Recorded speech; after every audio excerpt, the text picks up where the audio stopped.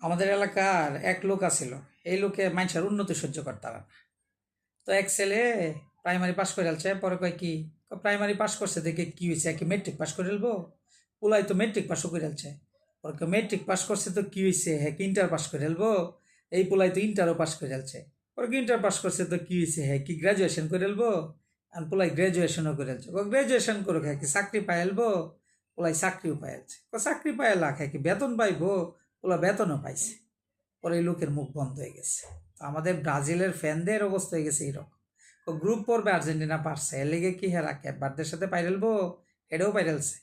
পরে কয় কি হেরা কি মিশরের সাথে পাইরেলবো?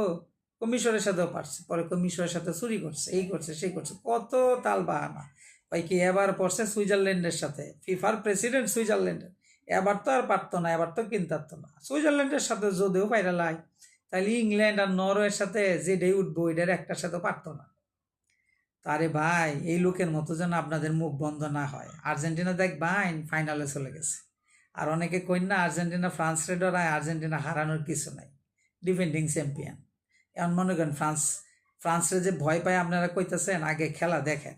আধুনিক ফুটবল বিশ্বে ইউরোর রাজত্ব চলে, আর সেখানে আর্জেন্টিনার যে একমাত্র লাতিন আমেরিকা থেকে প্রতিনিধিত্বে আছে, এটাই তো অনেক বড় বিষয়।